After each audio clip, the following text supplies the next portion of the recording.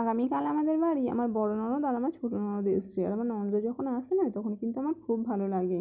আর যে কটা দিন থাকে সেই কটা দিন তো খুব হই হুল্লোড় হাসি মজা আনন্দ করে কাটাই।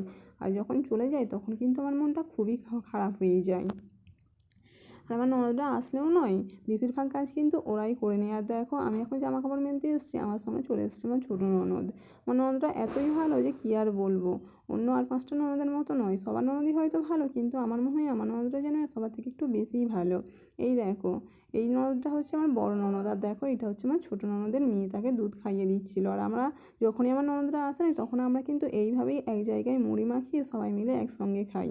আর দেখো এটা হচ্ছে আমার বড় ননদ, বাবা নিয়ে এসেছিলো মাছ। আমার বড় ননদ দেখো মাছগুলোকে সব বাছছিল। আর তারপরে আমাদের কলে জল চলে এসেছিলো, সেই জন্যে আমি জল ভর্তি করছিলাম। আর দেখো এখানে আমার ছোটো ননদের মেয়ে কেমন খেলা করছে। আমার ছোটো ননদের মেয়ে কিন্তু আমার খুব ভালো লাগে, খুব কিউট আর খুব পাকা পাকা কথা বলে, জানো তো। আর ছোটোদের মুখে এরকম পাকা পাকা কথা শুনতে কার না ভালো লাগে বলো তো। আমারও কিন্তু খুব ভালো লাগে। আর এখন হচ্ছে বিকেলবেলা, বড়দি ভাই দেখো বাড়ি যাবে বলে রেডি হয়ে নিচ্ছে, আর আমি আমার বড় ননদকে বেঁধে দিচ্ছিলাম চুল। ওনারা কিন্তু যখনই আসে আমার কাছে চুল বাঁধতে কিন্তু খুবই ভালোবাসে, সেই জন্য দেখো আজও আমি ওনার চুল বেঁধে দিচ্ছিলাম। আর আমার ভাগনাকে দেখেছো তো, বাড়ি যাবার ইচ্ছে নেই তাই খালি ঠাস ঠাস করে শুয়ে পড়ছিল। অনেকদিন পরে মামার বাড়ি আসছে তো, অনেকদিন পরে আসলে যা হয়, কিন্তু কী আর করা যাবে, সবাইকেই তো সবার বাড়ি যেতে হবে তাই না। তো সেই জন্য খুবই মন খারাপ করে ওখানে শুয়ে পড়ছিল বারবার।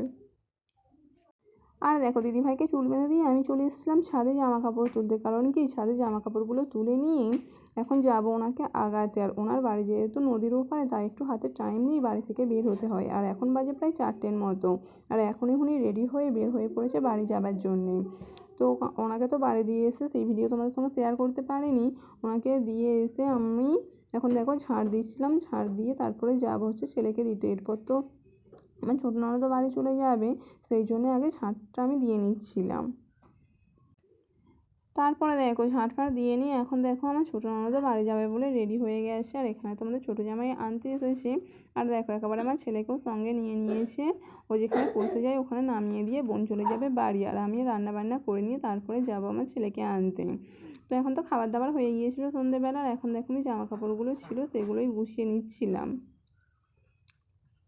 এখন হচ্ছে রাত্রেবেলা খাওয়া দাওয়া হয়ে গেছে, আর আমার ছেলেও ঘুমিয়ে পড়েছে। আর এখন আমি ছোলা কাজু কিশমিশ এই সমস্তগুলো ভিজোচ্ছিলাম কালকে সকালে খাবার জন্য। তো চলো আজকে এই পর্যন্ত, টাটা। দেখা হবে আবার একটা পরবর্তী ভ্লগে। ততক্ষণে তোমরা ভালো থেকো, সুস্থ থেকো। আর আমার ভিডিও যদি ভালো লাগে একটা লাইক আর একটা কমেন্ট, পেজটাকে ফলো করে দিও। টাটা।